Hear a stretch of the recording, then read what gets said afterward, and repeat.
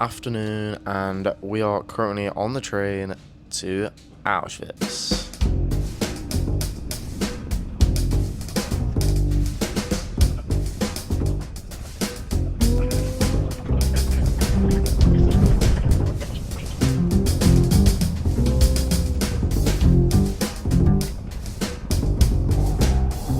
Single man, reveal yourself.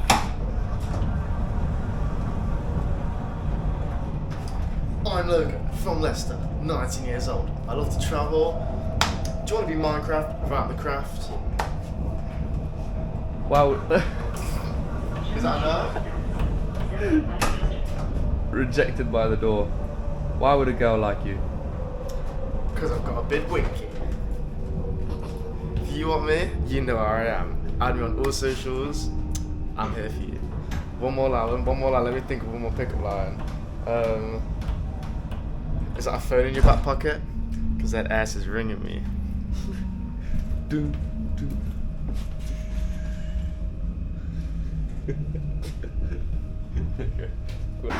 So we're currently walking from the train station to Auschwitz.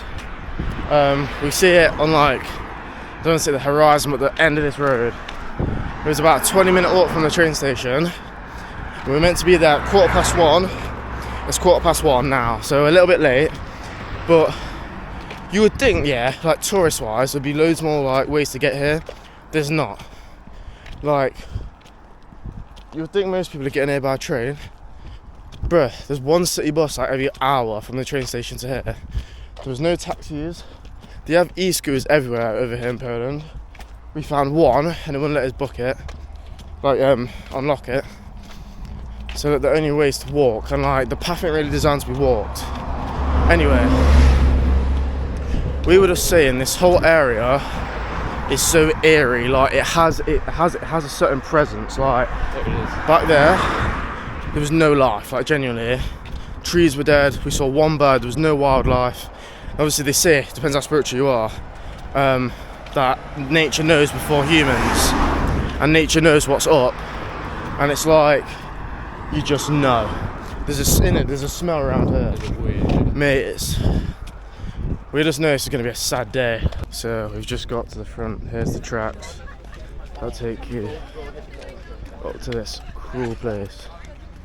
So we went to the entrance, and she said you have to go to Auschwitz first, and that's Auschwitz-Birkenau. So we've jumped on this free bus that takes us to Auschwitz. So which means we're going to be probably more late.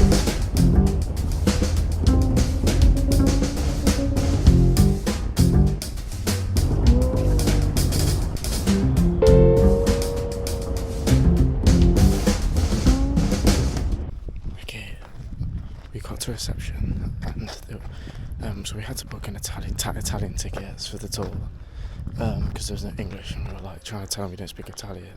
So there's any point giving us headsets, and they literally just started speaking Polish. We went, go and follow these people.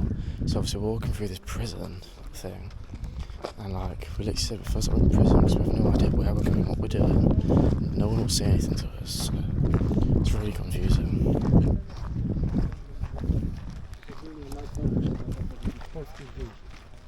Przechodzimy teraz do głównej bramy obozu, symbolu narratowego powodu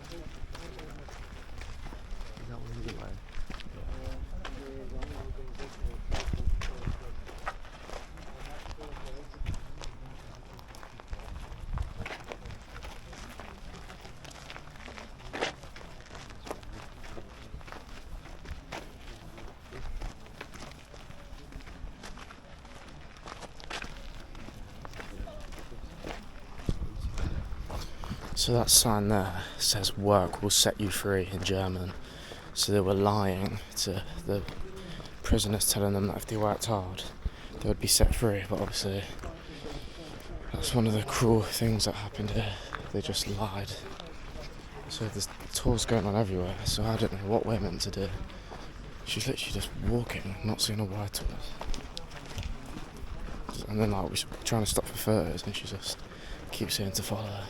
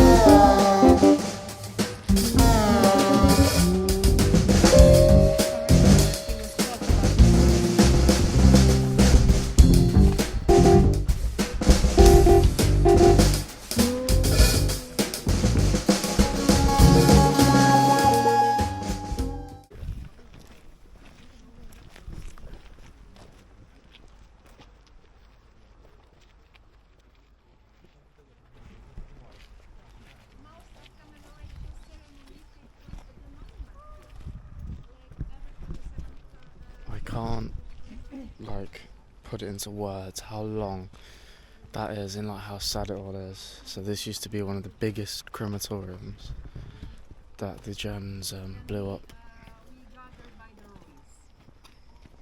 Yeah, the Germans blew this up, so there was no evidence, and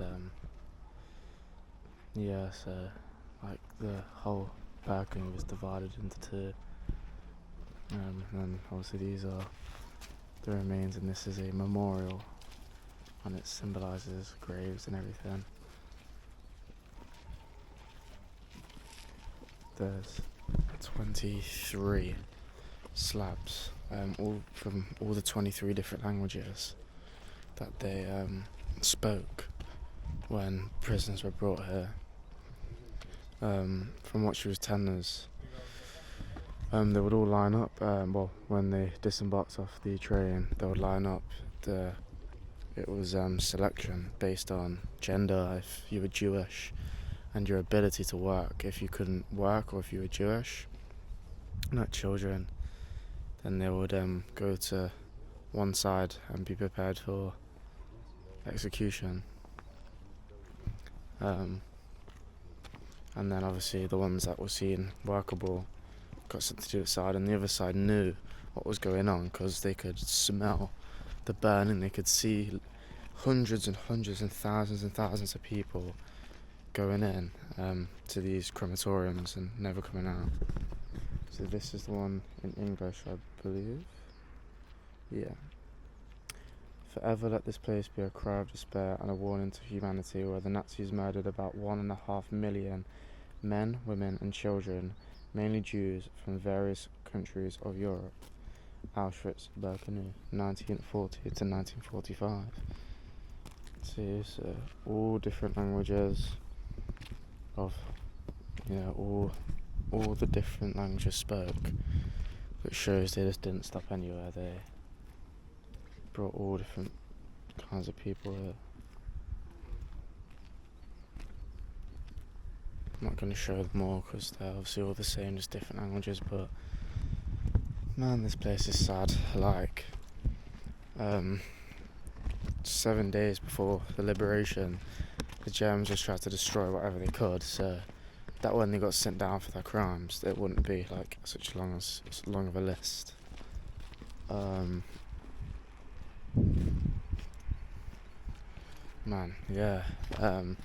Most of the barracks had been destroyed by like US troops, and during the liberation, a lot of stuff got destroyed.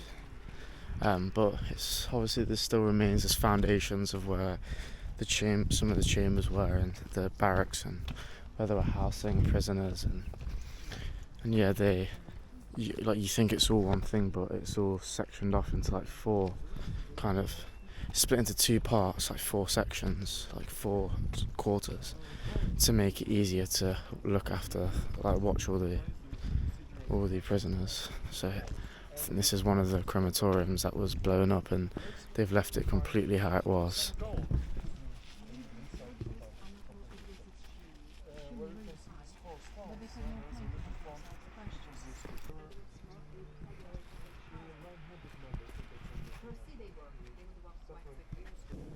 So she was saying, like the crematoriums, trains would literally come in lined up after each other with 6,000 to 8,000 people a day, who obviously were just being either sent into the camp or literally just like in numbers, just constantly put into the gas chambers, and prisoners had to then come in and clean the crematorium, like the cremation furnaces, and they just had like that much ash. They just didn't know what to do with it. They used to have pits and wells for it, and then they just ran out of room, so they just started dumping it in rivers and driving it in big trucks to local towns and literally just disposing of it wherever.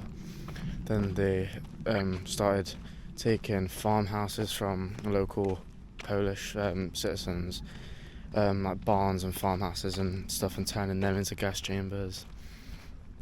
So like this, that's a storage plant to obviously get rid of waste. But like in the first Auschwitz that we went to, they didn't even have that. They were all living around their own waste, and that was some of the things killing them. And like, I'm walking through this barbed wire, and even I feel like a prisoner. And there's loads of trenches and stuff everywhere, and that's because this place was just a massive swamp, really. It was all muddy and just wet, and it was just horrible. And yeah, man, like walking through this barbed wire, I feel like a prisoner, and you just can't imagine being in like this kind of situation, can you? There's a lot of information to take in. You also have to digest it yourself, like being a human being. Obviously you're gonna feel and mourn for it. How sad. It's just grey skies.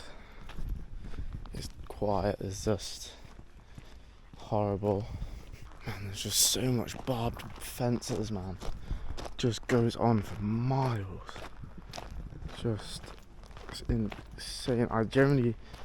It's one of these things I just don't think the camera picks it up and does it justice, but like there's the middle, and I don't know how well I can capture it, but genuinely, so as far as the eye can see, it's how far it extends on that side. It's just absolutely insane.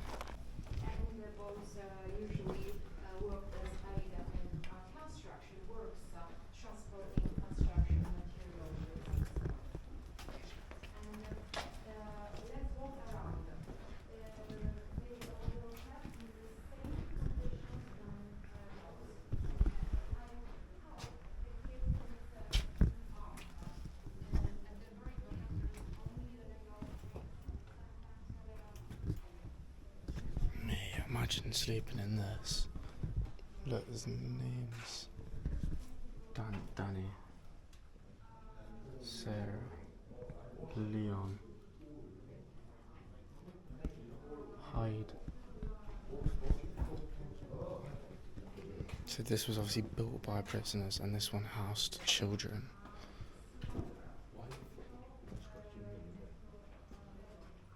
Oh wow. His name is everywhere.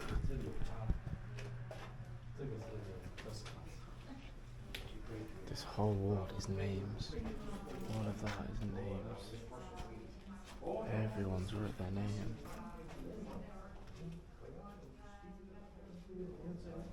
Oh my god. There's so many. All these were children. Just innocent children. And all separated from their families. These were built by prisoners, and the materials, the brick, the doors, the glass, all taken from nearby Polish villages that the Germans took apart. So that's why like the doors are actually quite nice, like the windows are quite nice, because they're taken from nice, expensive houses. These could hold 700 people in the summer of 1944, but like often it held like 550, and the wooden ones on the other side hold 400. Imagine being in here with 700 kids as a child, like that would be so scary. And then there's two paintings. There's one, I think it's too dark to see, and it's children playing, and then one of a boy going to school. To close off this video, some things that visiting Auschwitz taught me. Auschwitz was split into two camps. Auschwitz I, which had brick barracks, and Auschwitz II, Birkenau, was the extermination camp with gas chambers and train tracks running straight in. Crematoriums ran 24/7 to burn the bodies. Bones were crushed after cremation, ashes dumped in rivers, fields, and soil. Thousands of suitcases, shoes, hair, and personal items still remain, haunting reminders of stolen lives. Over 1.1 million people were murdered, most of them Jews. Children, the elderly, entire families, wiped out. Liberated by the Soviets on January 27th, 1945, only 7,000 prisoners were found alive. The scale of horror here is something you can't unsee. Auschwitz isn't just history, it's a warning. One we can't afford to ignore.